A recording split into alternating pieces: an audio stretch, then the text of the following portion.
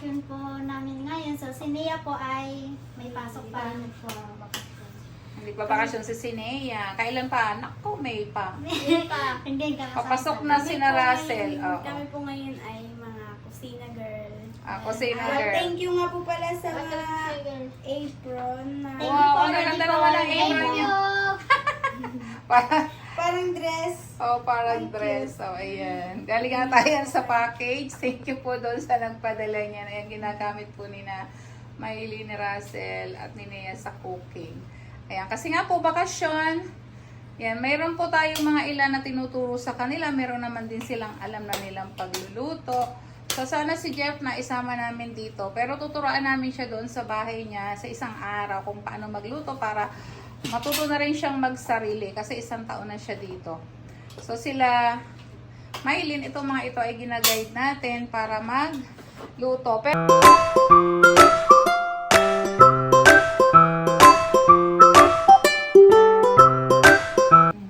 Dahil nga po ngayon ay mainit ang panahon. Nagkikrave kami sa halo-halo.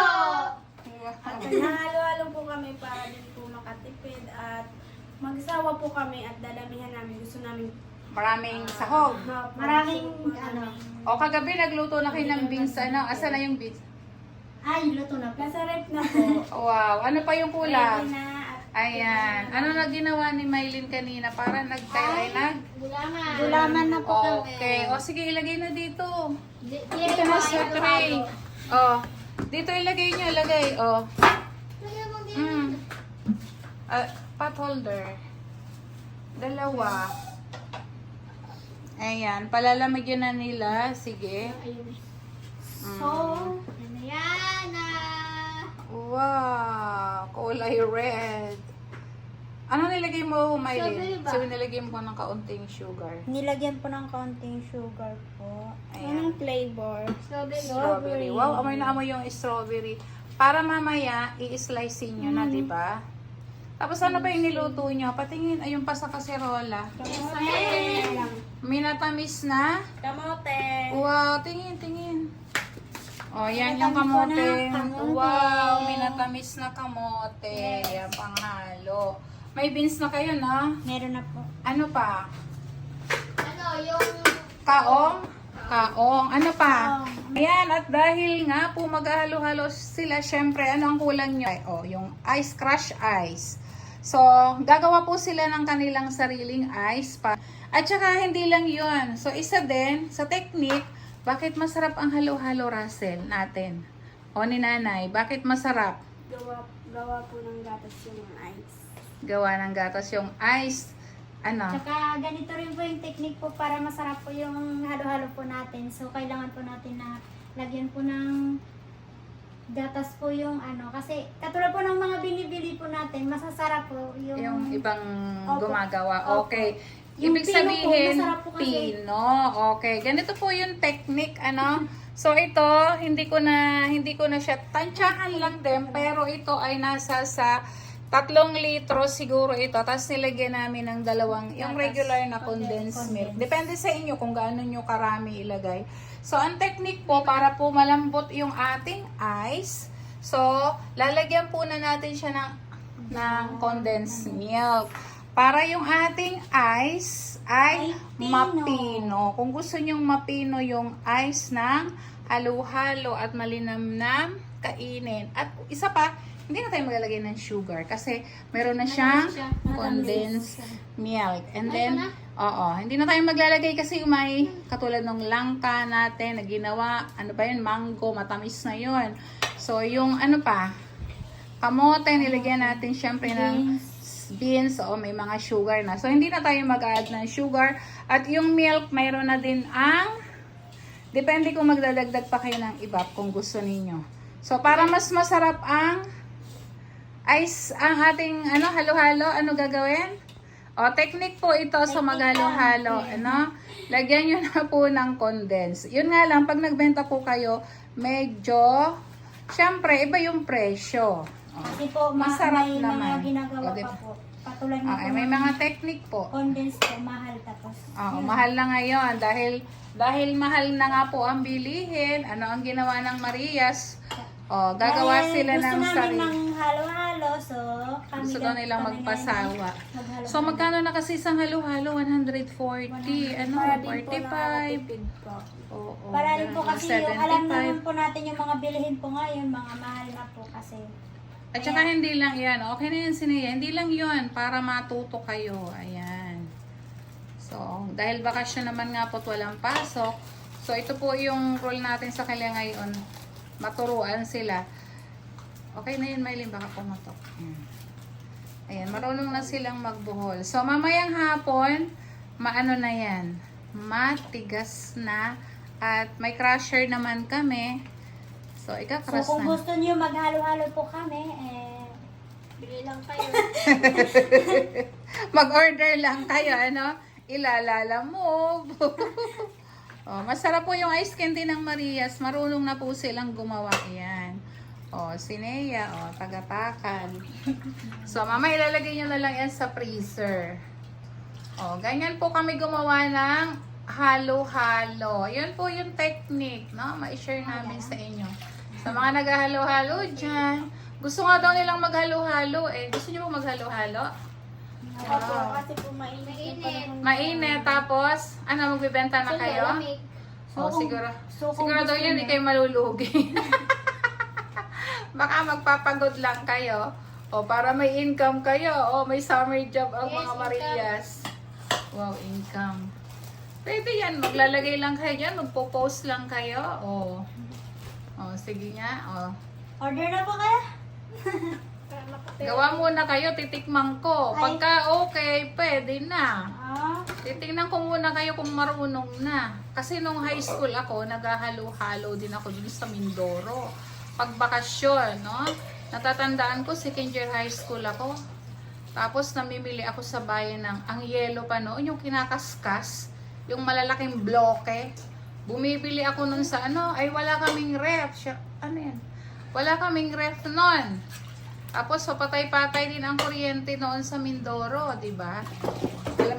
Alam niyo yung ice, tumatagal siya ng 5 araw sa ilalim ng lupa. Binabaon ko yun na may ipa. Yung ipa ng palay, yun. Ganon ako ano nun. Ganon yung pamamaraan. Binabaon yung yelo na may ipa, naka-plastic yon. Tapos yung ilalagay mo pa sa sako para hindi siya matunaw. Tatagal siya ng 5 araw sa ilalim ng lupa. Ganon.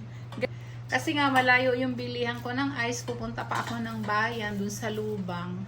At nakikisakay lang ako sa may jeep na biyahe dun. So ganon ako pag bakasyon. Masipag din ako nun. Para ako'y makatulong sa nanay ko. Para hindi na ako hihingi ng baon sa pasukan. O, di nakakaipon ako ng pera. Ang dami kasing bumibili ng halo-halo, lalo pagka yung mainit. So, yan yung technique po ni Nanay Nits. Naglalagay ako ng ice cream daw. Naglalagay si Nanay Nits ng gatas. Ano? Ay, oo, may leche plan tayo. O, tama-tama. May ubi din. O, kompleto na. Pwede rin kayong gumawa ng ice cream. Turuan ko kayo. Dapat may tipan. O, mamaya gagawin ka ice cream. Ano nga nito, Kaya ilalagay ko lang, na dyan. titigim lang ako. Okay na yan, masyado ng matamis. Huwag na mag-ice cream. Okay na yan. May chip plant na ba kayo ninyo? Corn na lang, sweet corn. May sweet corn tayo. Ayan. So, mamaya i-prepare nyo.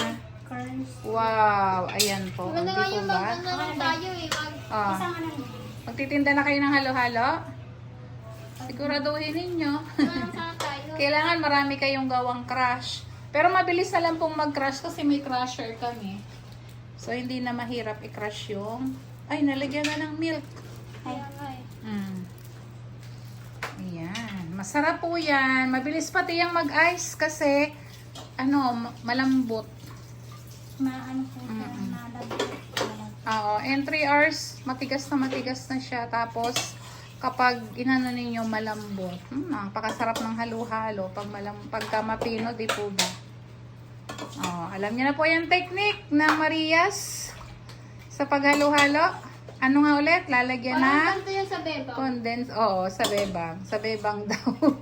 Sa bebang, sa ibang mga ano. Ayan, at sila nga po ay naglalagay na sa baso ng mga ingredients at dadalan daw nila doon sila inay. Ayan na. O, diba? Ang dami nilang halo. At sigurado, pag nalagyan yan ng ice, ay masarap na. Ayan, tinawagan na nila si inay, dadalan daw ng halo-halo.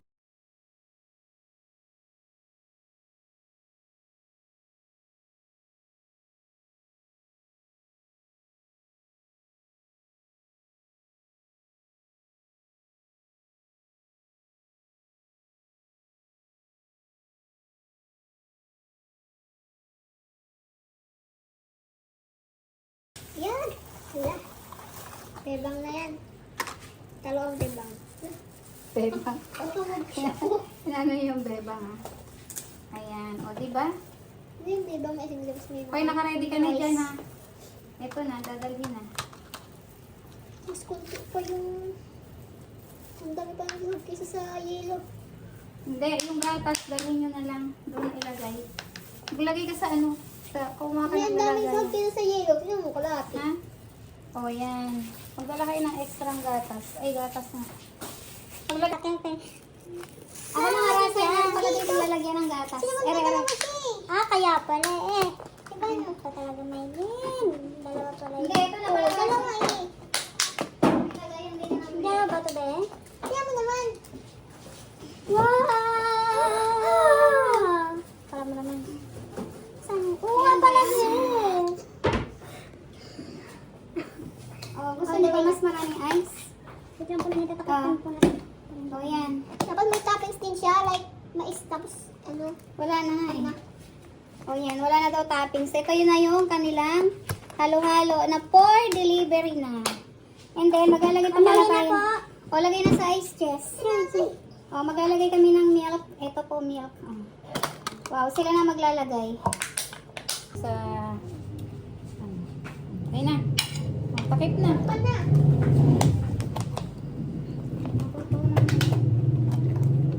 Meron ata yung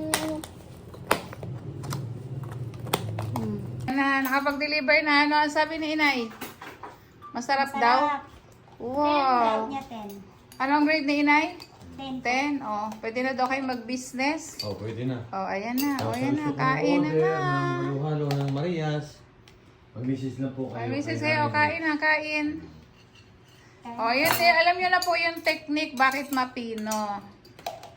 Oh, yun yung technique po sa halo-halo Ay, para hindi po nila mapino. sinabi kay Inay. Ay, hindi yung sinabi, pero sinabi namin yan. Hindi Habang namin ginagawa. sinabi kasi daw para sa atin Uy, bumili. mag-aya naman Kain kayo. po.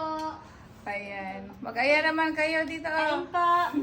Ayan. Ayan po. At ayan na po yung kanilang halo-halo. Thank you po for watching. Pero,